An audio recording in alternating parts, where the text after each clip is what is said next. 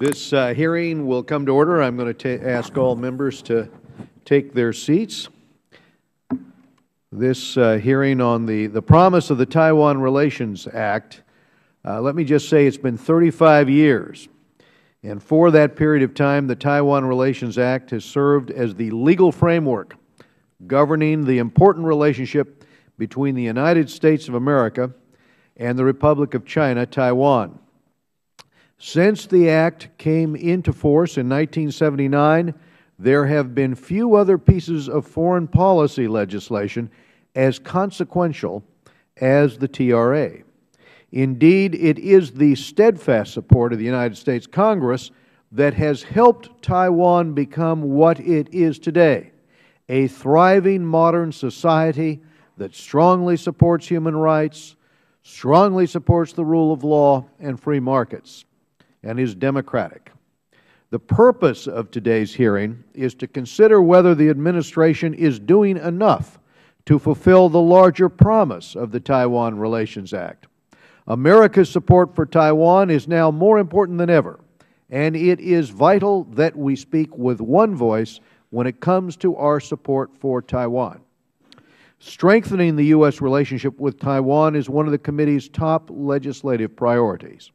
In fact, I have led 2 bipartisan delegations to Taipei in the last 13 months. Last year, our delegation trip included a visit to Taiwan's World War II-era submarines based near Kaohsiung. And just last month, the committee delegation of 8 members of Congress traveled to Tainan to see firsthand the fleet of fighter jets that serves as the backbone of the Taiwanese Air Force. The fact that the first batch of these jets entered into service in 1965 is a stark reminder that Taiwan needs continuous U.S. support in order to maintain a credible deterrence across the Taiwan Strait. On this front, I reluctantly submit that we are not doing enough to meet the spirit of the Taiwan Relations Act. We need to do more here in the United States. And just as necessary as defense sales are to Taiwan, it is equally important that the U.S. actively support Taiwan's efforts to maintain and expand its diplomatic space. When it comes to matters of public safety or public health, the U.S. must do its utmost to ensure that Taiwan has a seat at the table. For this reason, I authored legislation that was signed into law to help Taiwan participate in the International Civil Aviation Organization last year. Taiwan's absence from ICAO prevents it from obtaining air safety information in real time. The recent disappearance of the Malaysian aircraft highlights the importance of cooperation in the aviation field. As a result of my legislation, Taiwan has finally been able to have a seat at ICAO for the first time since 1976. Taiwan's participation in the Trans-Pacific Partnership Free Trade Agreement is an important opportunity that we must not overlook. By working to include Taiwan in a high-quality, multilateral trade agreement, the U.S. would be helping to preserve Taiwan's ability to do business internationally.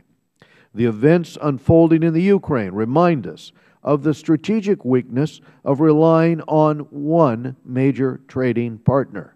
I understand that the government of Taiwan will soon announce its intention to seek membership in TPP.